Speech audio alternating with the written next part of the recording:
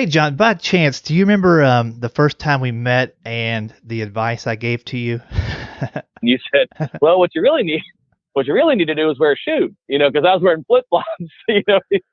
No one's going to take you seriously if you're not wearing shoes. And so from that day forward, like I remember, like the next day, I went out and got myself a pair of shoes, and I was like, I'm only wearing shoes because before, and I was just, I live near the beach. I was wearing flip flops, and so yeah, I would wear flip flops to the club. I'd wear them on stage, and a comic you and I know, the comic's usually the best dressed in the room. That's the best way to go most of the time.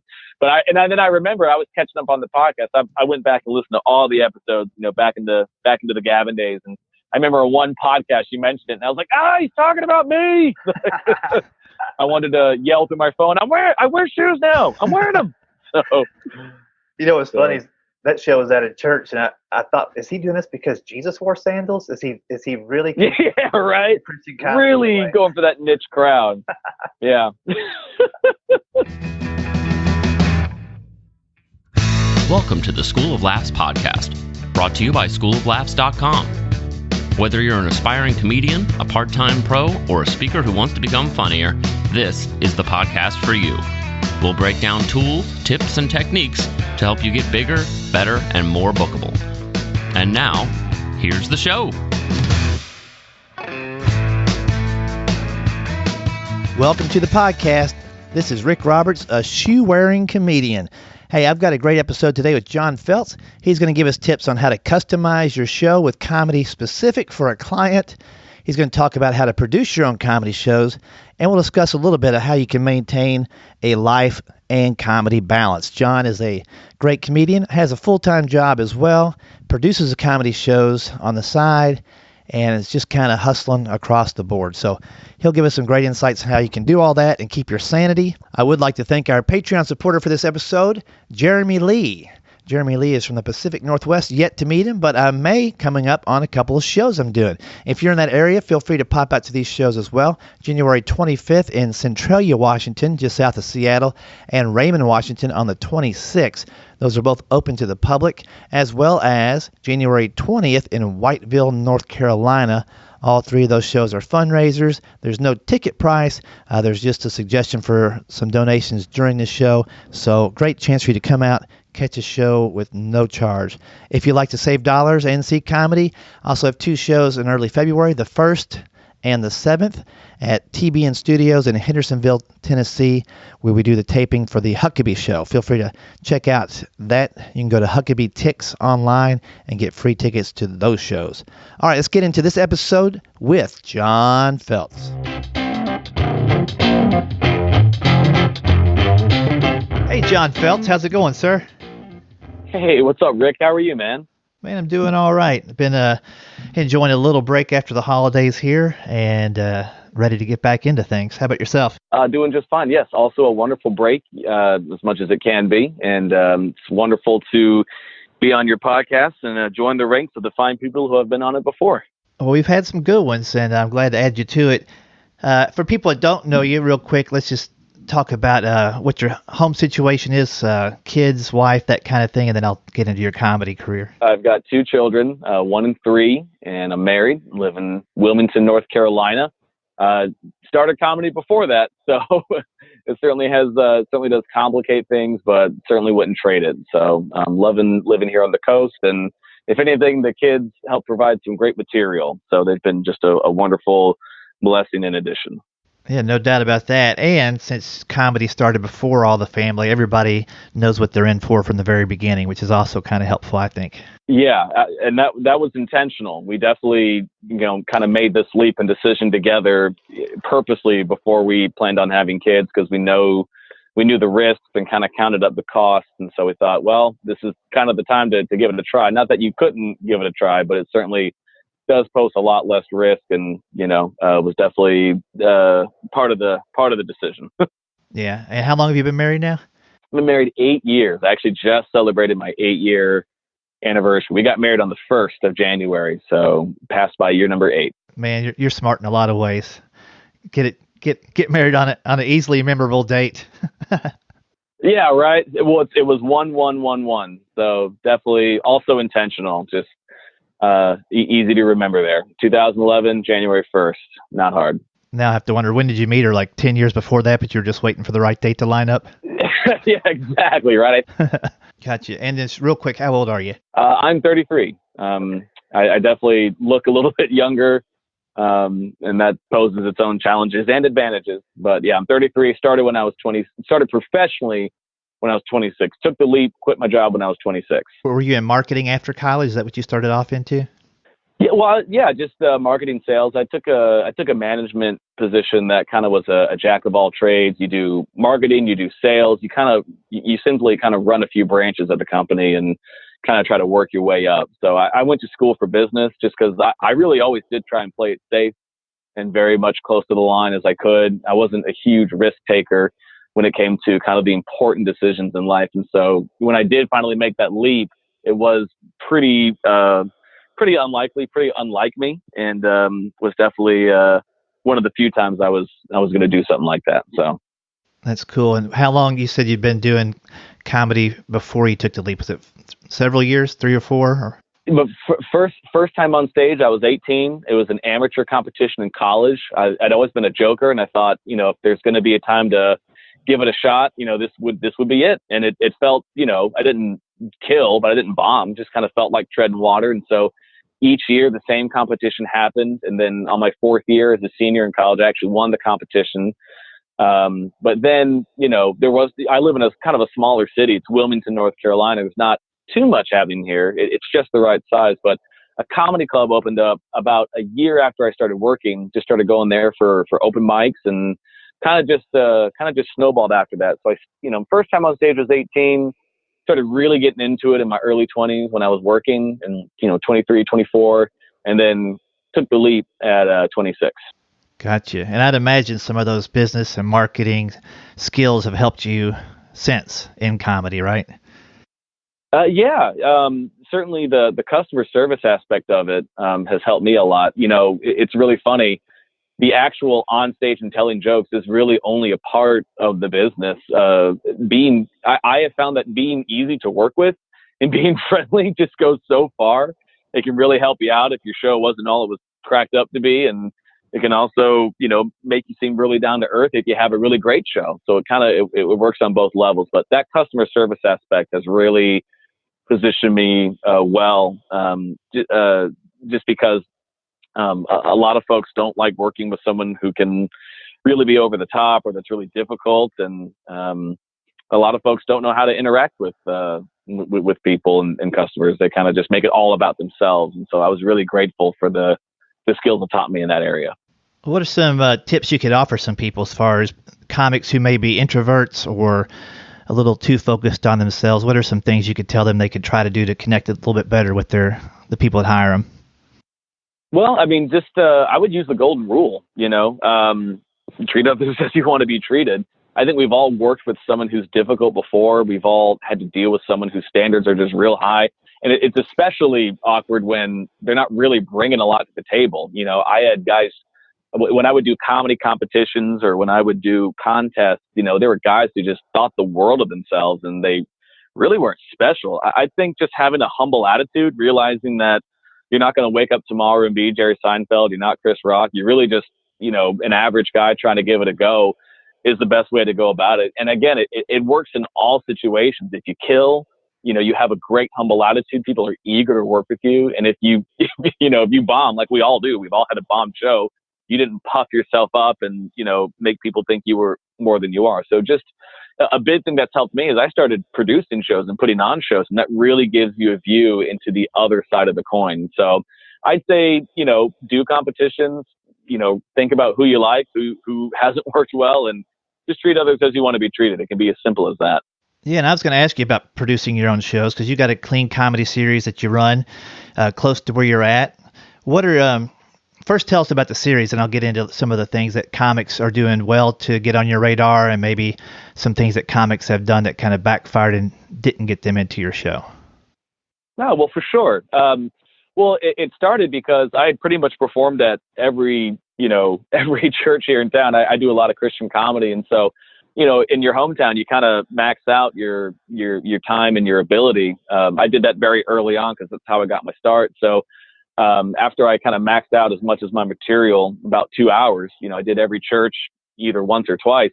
I thought, well, what else can I do? Listening to your last podcast, I'm always looking for a side hustle. I'm always looking for another way to make money. And so, cause that's kind of just what you have to do.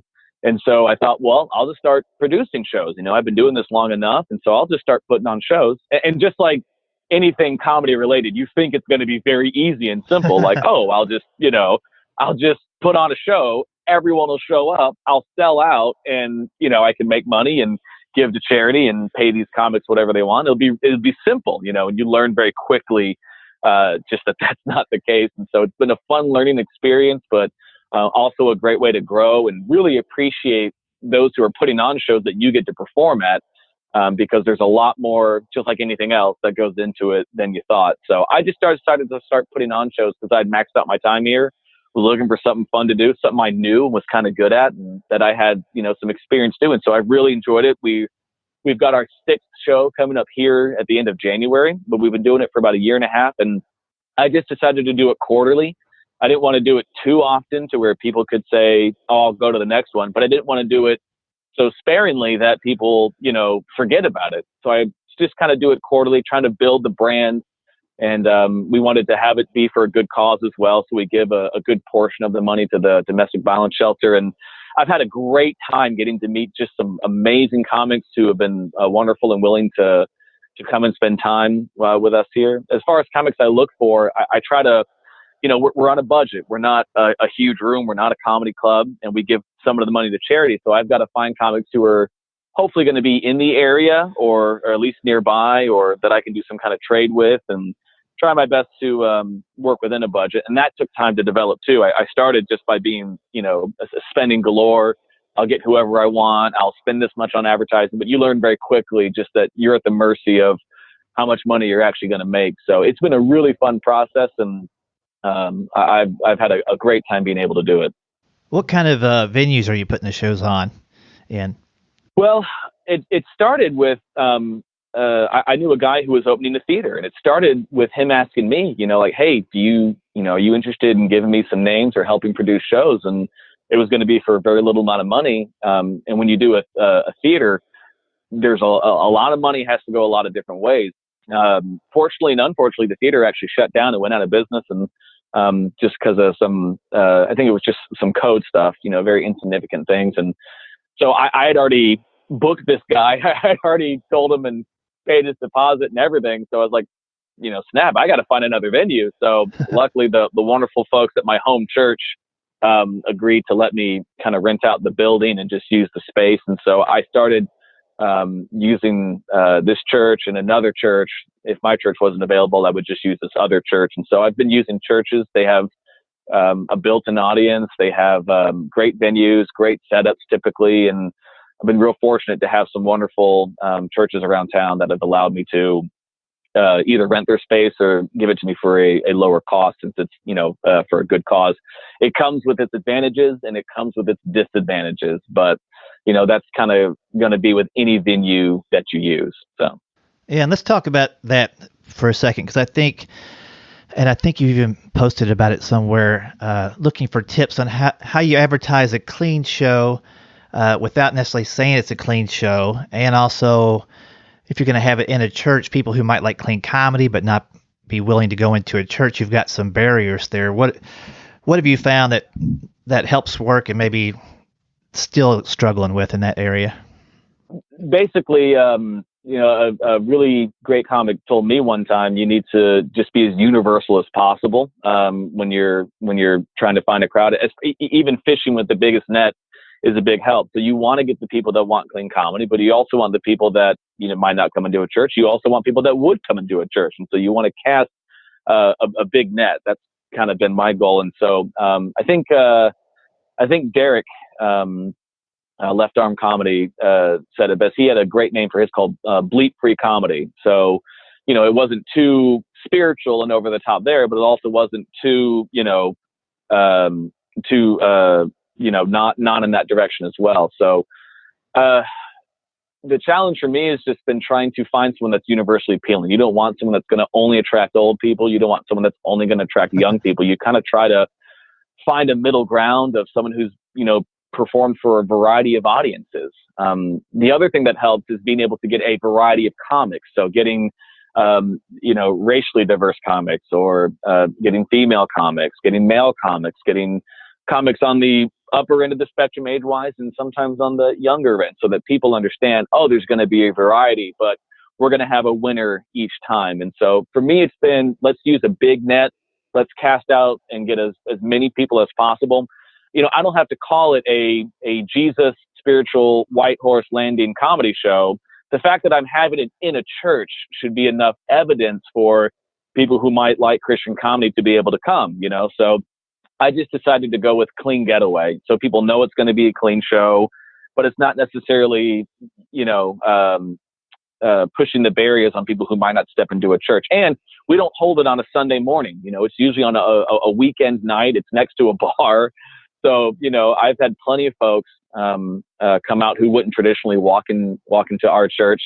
I also let a local open. I let someone who's not a Christian comedian, but who agrees to be clean, come and open the show. And so while they're not doing Christian comedy, they are doing clean comedy. And it's a good bridge to maybe even try to get people to come into the church who would never come there anyway.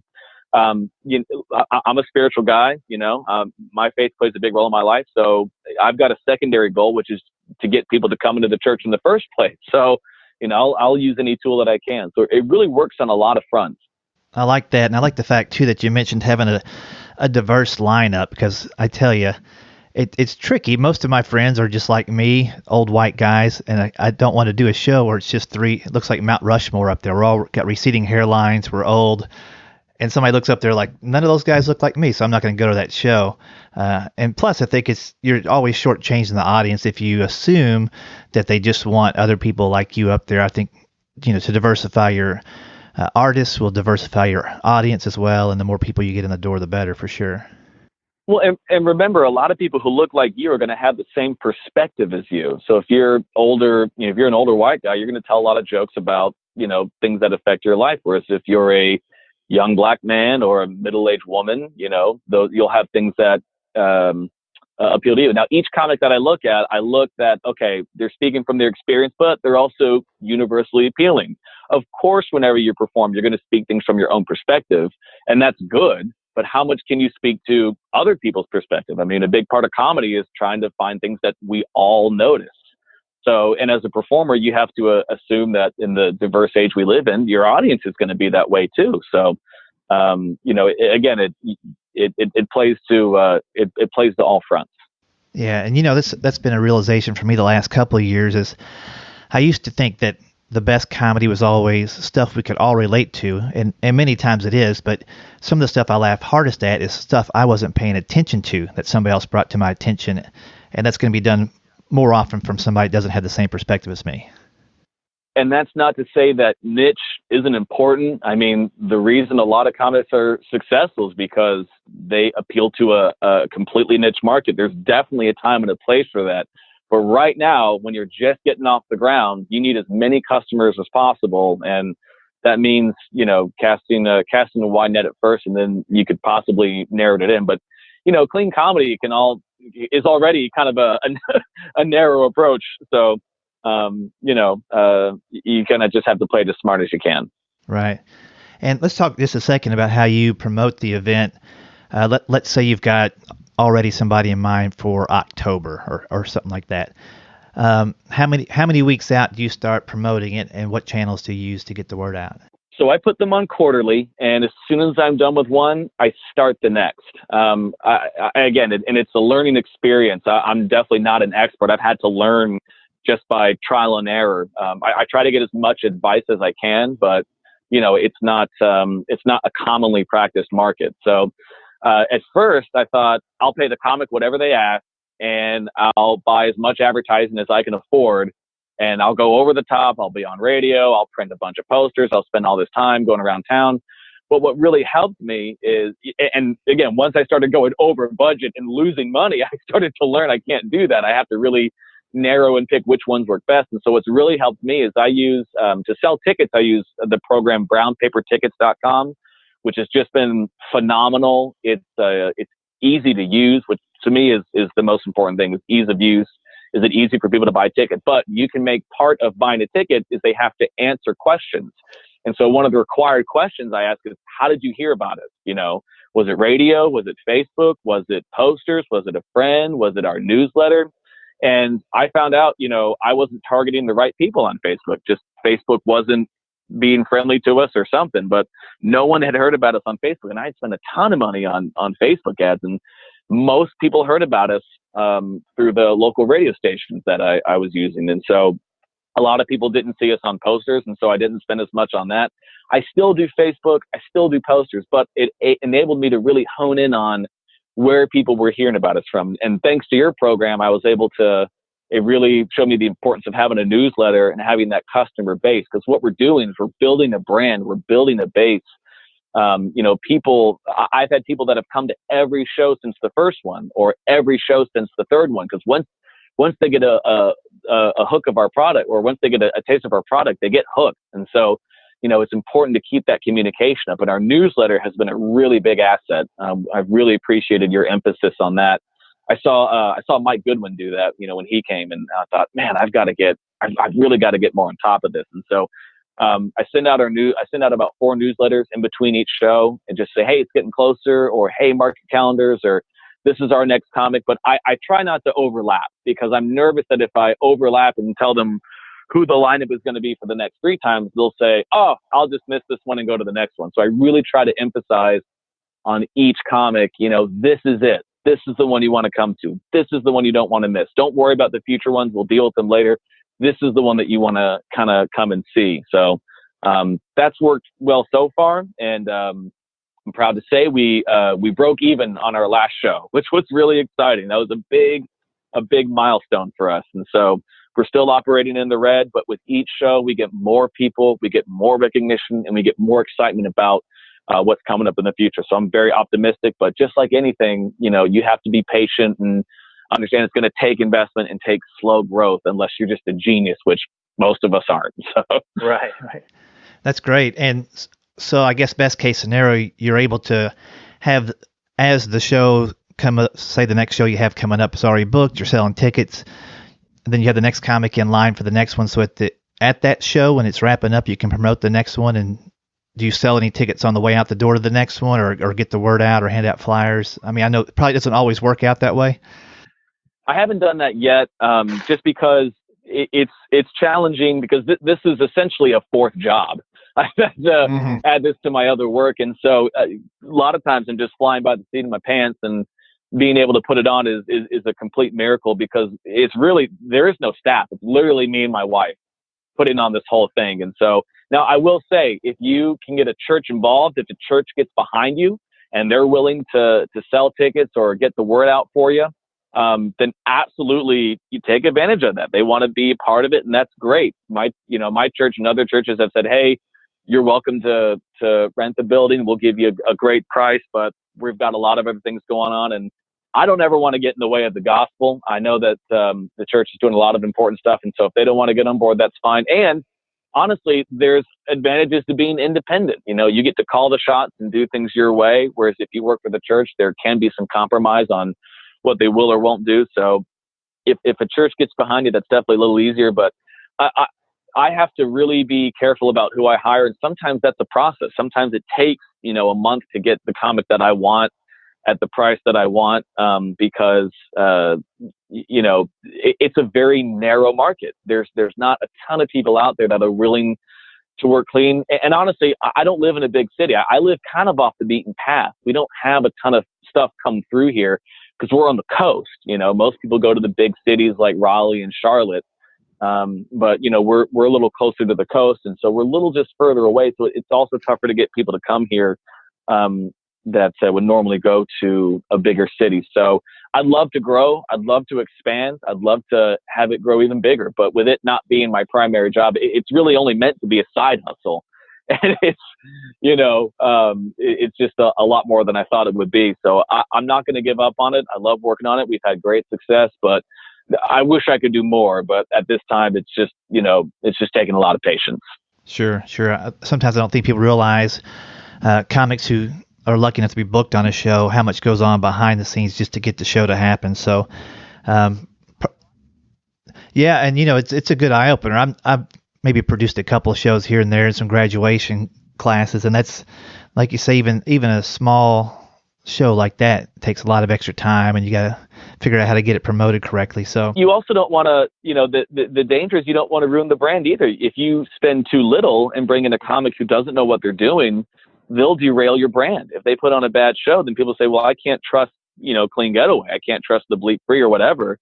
You have to be, you can't spend too little either. So it's a very, very careful balancing act. Yeah, no doubt about that.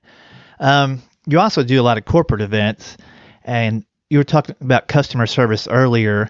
With the corporate events, I know you customize a good chunk of the show. Could you give us some insight into some things that you do to customize it that pay off, and some questions you ask to get the kind of material and info you need to build some jokes around?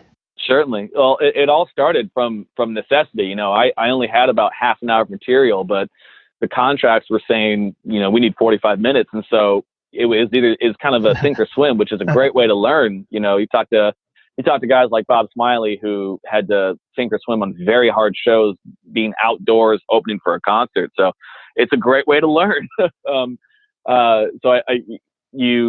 You follow the rules, and sometimes you break the rule and you say yes, to kind of force you to crack you into shape. And so I started saying yes to some of these 45-minute shows, and I would just say, all right, well, what I got to do is I got to do some crowd work. I had a buddy that was really good at it, so I studied him. I said, what do you do to crowd work? Are you just that good at improv? Because, well, part of it's improv, but part of it is studying the crowd ahead of time. I walk out and I see who's there, and I cheat a little. I look at who's in the crowd and who I can talk to, and maybe something to look like it's off the cuff. And so I kind of just built that muscle, the muscle that just built like being in the gym.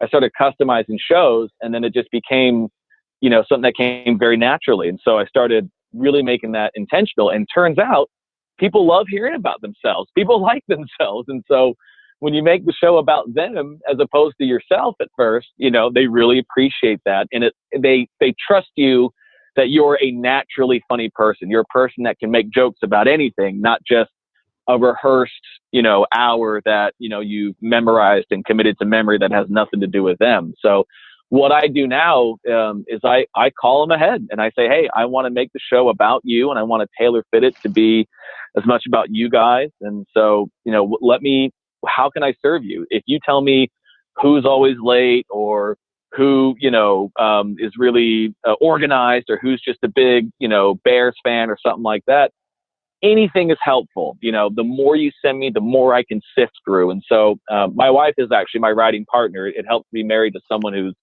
funnier than you and hilarious. And we'll go down the list and see if we can write jokes. And I study their Facebook. I study their social media. I study their website. When I go and perform for a college, I look at the college website.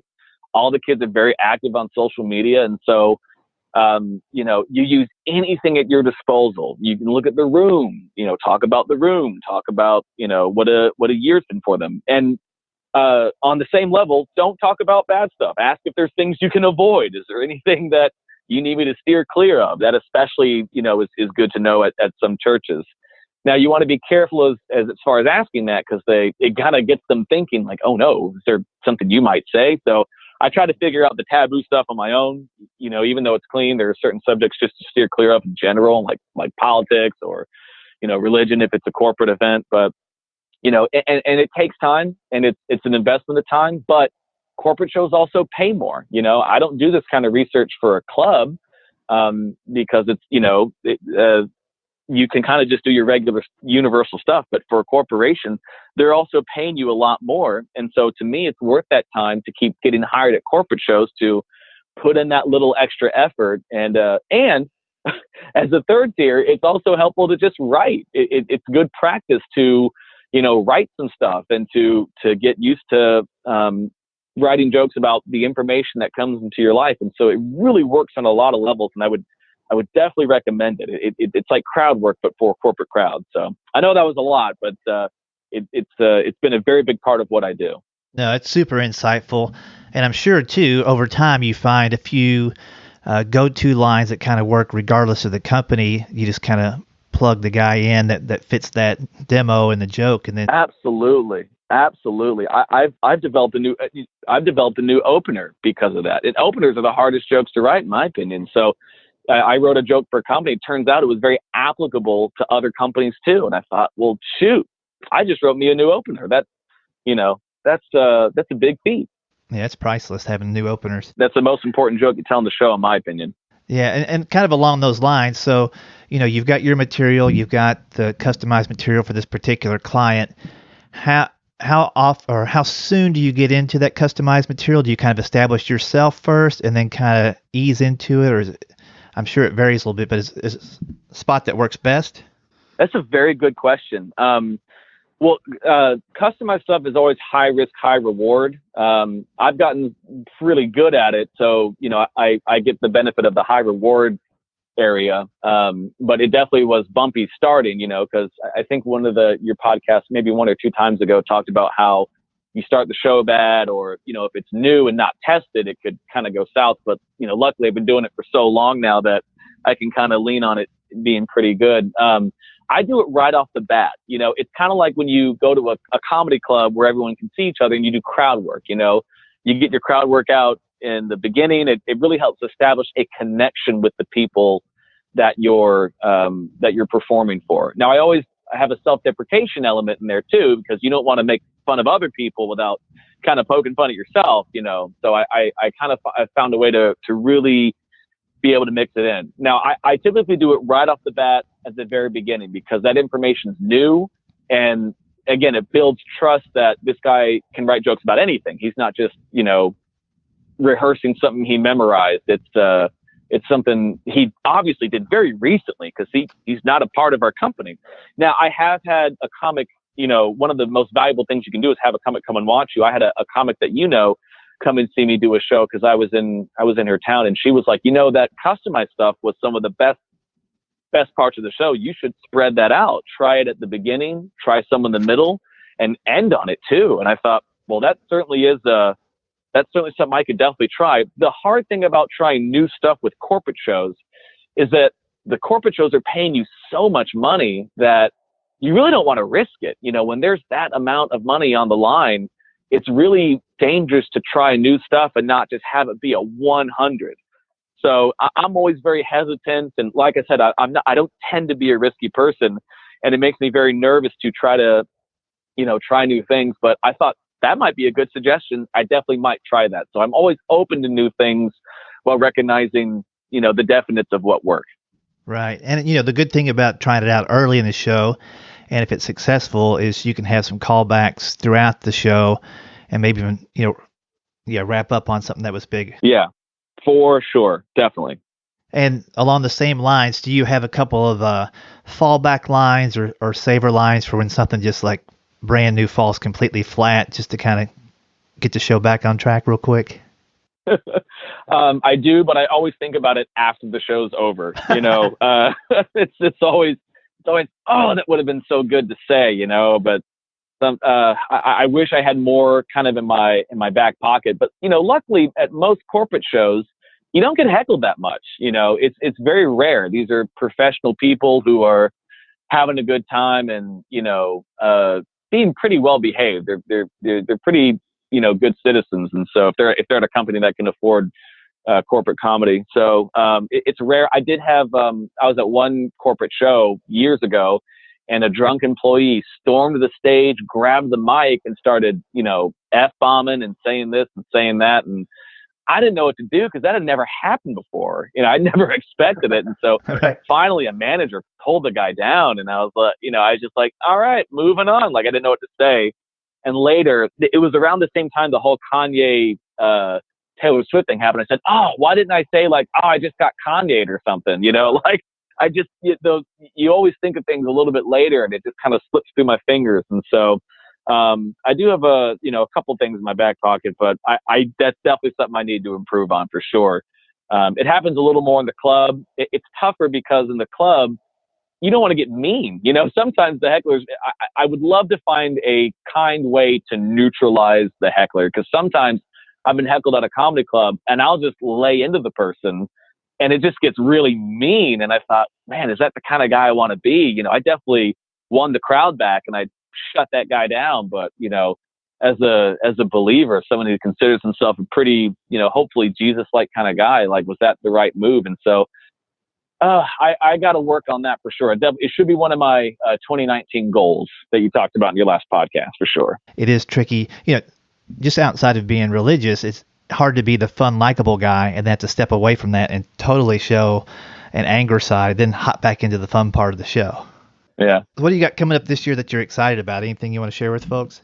Well, I'm always excited about the shows. I've got my first 2 comics lined up, and again, I'm only doing it quarterly, so even getting 1 comic ahead is pretty exciting. It's always hard to find one during the summer, but I'm excited about building that brand. I've applied to a couple of festivals, which I never do, because again, I'm trying to learn to be more risky, but when you have 2 kids and you're on a budget, it's very tough. I'd love to come to the CCA conference. That's always a challenge. I'd love to do the Clean Comedy Challenge with Leslie Townsend Norris, and so I got a lot of things I want to do, and I'm praying and hoping that the right provisions come in to do that. So those are kind of the 3: the festivals, CCA, Clean Comedy Challenge. I certainly would like to do for certain. I'm excited about just building the brand, getting better footage. I'm trying to apply to Dry Bar, trying to get more on Sirius. A lot of the stuff you talk about, actually, I was really proud and happy when I got my first album on Pandora. I know that's not something that's a huge feat, but it was definitely exciting for me. So I'm in the process now. I went ahead and submitted my stuff I submitted my second album to Pandora. So hopefully that gets picked up, and I'm going to try to submit my second one to Sirius as well. My just all cards on the table. My first one got rejected from Sirius, so I'm hoping my second one gets accepted. I got a whole list, so I know that was a lot too. But I'm always open to new goals too. But again, life is so busy with my 1-year-old, my 3-year-old. I work a second job still, just because again I'm too scared to quit, and just trying to spin a lot of plates right now. And my wife works. My wife works too, and her job is very important. I want to support her in her career the same way she's been so supportive of mine. Yeah, I was thinking along those same lines. Can you give us any tips as how to keep, there's a lot of plates in the air. You can't keep everybody 100% happy 100% of the time, but what are some things that you do in your household that kind of help smooth over the travel and the being away and then the stress of the side hustle? Well, number one's prayer. The good book tells us if we seek first the kingdom, he'll take care of us in the rest of the areas of our lives. And so I try to make sharing the gospel a part of my life. What am I doing to further that? And if I'm not doing that, well, then what am I doing? So make sure your spiritual tank is filled, and that should be the most important thing, and be okay with saying no to some things. I've been fortunate enough to come to a couple CCA conferences, and I've had to miss one or two just because it wasn't the right time, or I had a gig, or the finances weren't where they need to be. So know when to say yes and know when to say no. I wanted to do the Clean Comedy Challenge for years, but really you got to find out what is the most important. I have a lot of friends that are ride or die comedy, and it really costs them a lot. I'm not ride or die. I'm not willing to sacrifice my marriage. I'm not willing to sacrifice being a dad. I've had friends tell me, I should go on tour or move to LA, and it's just, I can't do it. I'm not going to be gone. I refuse to be gone for months at a time. And I refuse to jeopardize, my kid's college fund for, just because I think I'm Tim Hawkins or something, Right.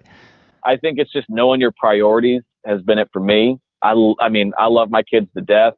I don't know how Ed Wiley does it with that many children. Putting God first, putting your family first, putting your marriage first, and just realizing that comedy isn't the end all be all. It's not your life. It shouldn't be. It can be part of your identity, but really, if you call yourself a true believer, Jesus should be your identity. Now, look, if that's not you, if you believe something different, then absolutely give it your all. Make it definitely a priority. But just you have to really be I'm realistic.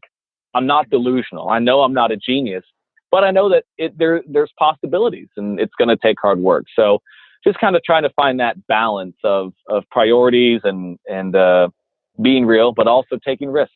So it's a crazy wheel. That's good stuff. And I think I just realized the title of this episode will be "I Know I'm Not a Genius, John Feltz." That should be the name of my next album.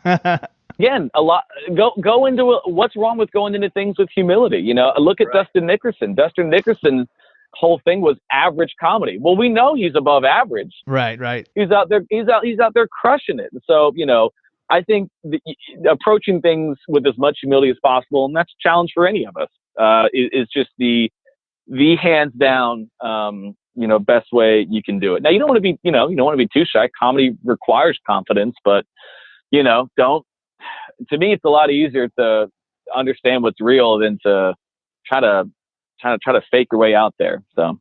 Right. No, I 100% agree to that. A lot of comics, you have to have a tiny percent of delusion to get into it. But if it overtakes your reality, that's when you see a lot of people burn out. I was 100% delusional when I got into it. Again, I looked at it and thought it was easy. I thought, here's what I'll do. I'll quit my job and Tim Hawkins will see my stuff and I'll just go on tour with Tim Hawkins in the first year of comedy. Like, you just have these delusions of, people will see my stuff on YouTube and they'll think I'm a genius, and I'll be on a tour bus in 6 months, and unless you are a genius, that's just not practical. So it's a very quick learning process of what reality, what's going to happen. But that doesn't mean you shouldn't take risks and just be careful. Funny. That's true. And it made me think back when I first started, Jeff Foxworthy was big, and I'm like, oh, I'm going to write a bunch of jokes called "You Might Not Be a Redneck If," and I'll just do that. And none of that worked. We all think we're special, but then you go, I was like, gosh, clean comedy, I'm in such a niche market. This is great. But then you look at all the comedians on Dry Bar and you're like, wow, there's a lot of people willing to work clean now, So Mm-hmm. I've got to really shape up. You don't want to be complacent or content, which is very easy to do, even if you have an ounce of success. If I could give any advice, it's that the new market is viral videos.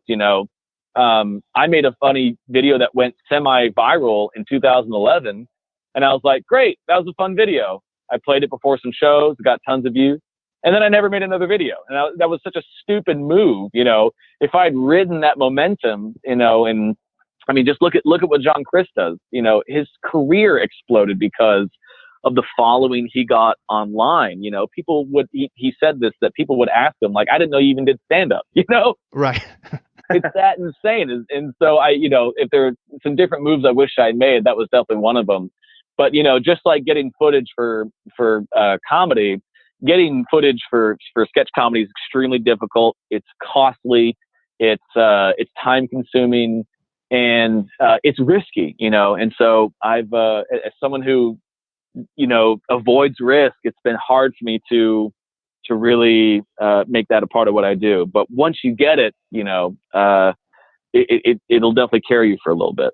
Yeah, it's one of my goals for this year too, is to put out more videos off stage. You can control the quality, the sound, the lights, all that stuff a whole lot better than the average show with the camera set up in the back of the room. Control. Yeah, yeah. I feel like I could just control one thing.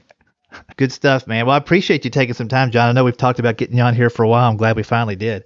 Oh, man, it's an absolute pleasure. Thanks for having me. Yeah, and if you don't mind, go ahead and give them the .com or where they can go to find about the Clean Getaway, and then also about yourself. Oh, for sure. So, cleangetawaycomedy.com was my site for my personal comedy when I was trying to get it started.